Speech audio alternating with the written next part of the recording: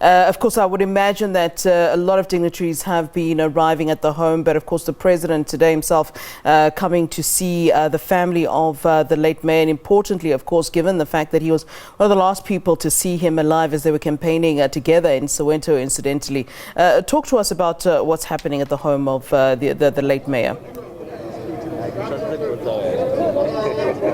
Good afternoon to you, Flo. Once again, of course, to our SABC viewers, we apologize there for those technical glitches. Of course, as you've correctly cited there, the ANC President Cyril Ramaphosa will be visiting the home of the late Johannesburg Mayor, Mr. Jolidee Matongo. And as you said, Flo, there in your intro, that the last time they were together was last week, Saturday, and they were campaigning through the morning, throughout the day in Soweto, and then the news of the untimely passing of Mr. Matongo later on that evening. And as I tried to read out a statement there from the President that he released last week Saturday, he had said that it was hard to comprehend the sad passing as he spent the day with him. And unfortunately today he'll be coming with a different story, paying respects to the Matongo family, of course, who are still in disbelief, as many of us actually are. But I'm actually joined by the ANC national spokesperson, Mr. Pule Mabe, who will actually tell us more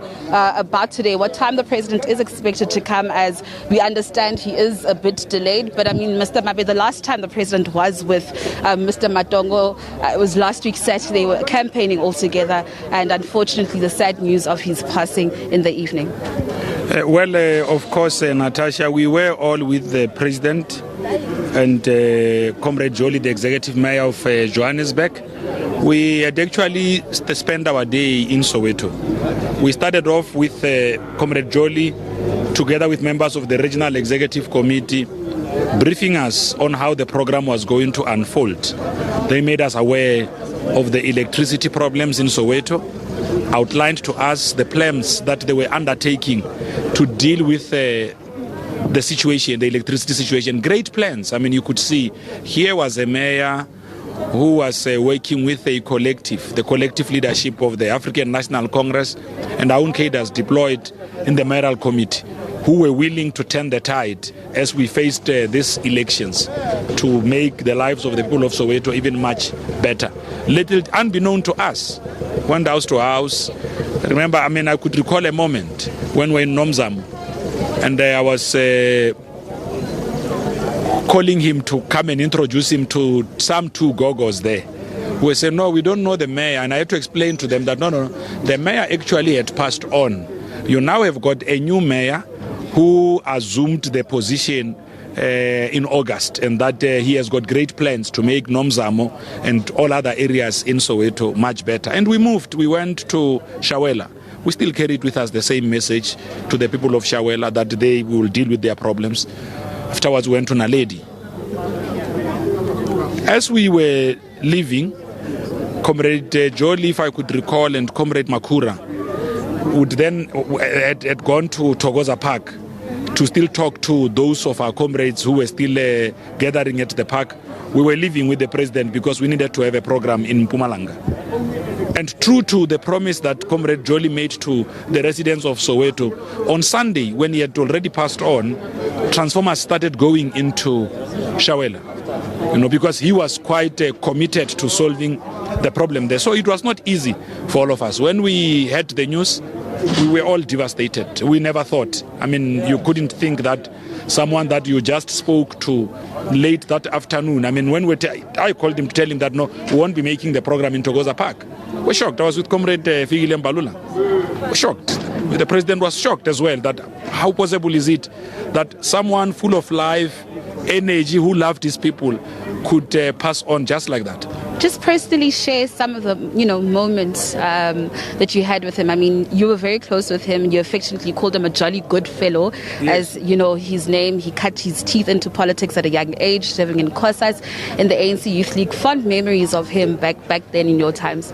Well, we had very interesting differences in the Youth League.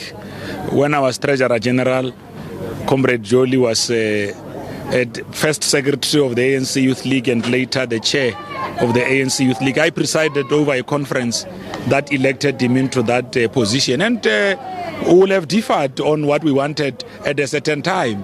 They will differ in this conference, agree in that other conference. This is what characterized our generation. We never took things personally. We never said because we differed on our preferences of leadership in the next coming conference, we'll not be able to talk to each other. So hence we referred to him as a jolly good fellow. We understood that every leadership at any given time that we want to emerge to lead structures of the Youth League should be carrying a certain program. I mean, when we came to elect the leadership here, that would have succeeded Comrade Jolie and them. We took two different sides. I mean, I remember at that time, I would have preferred Mathatini, and they would have preferred Mshengu. Mshengu is Lebogang. They served together previously.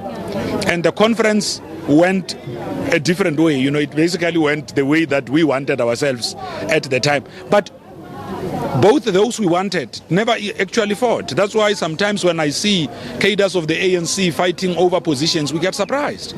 Because the generation that we belong to ourselves, we never fought for positions. We understood that if we contest for a position of leadership and happen to be elected, it is really out of people, the numbers that were there, affirming what we shall have raised as our perspective. And it doesn't necessarily mean that we also understood that being elected into positions of leadership does not mean that you are clever than those who are not elected. It simply means that you were standing on the side that had more numbers. I like giving a very strange example.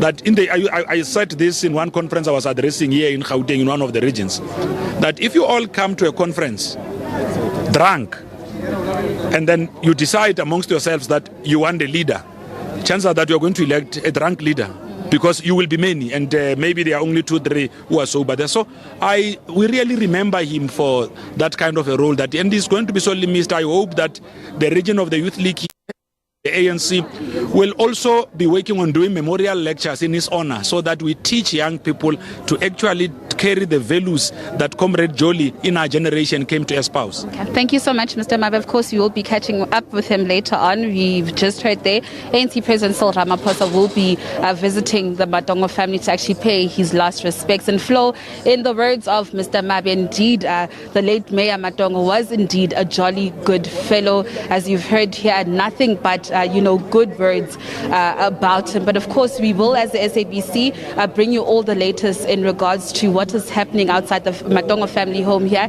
in Lenasia South, as ANC President Cyril Ramaphosa is expected to arrive here around 4:30. Back to you in studio, Flo. Thanks very much, Natasha. We'll certainly catch up with you as and when the President does arrive then at the home of the late Mayor Jolidee Matongo. As you could see there, Pule Mabe sharing some of his memories of his fallen comrade and the history that they had within the party. All right, so that's the report from Lenasia South. We'll certainly be going back there as soon as possible, and certainly when the President does indeed arrive.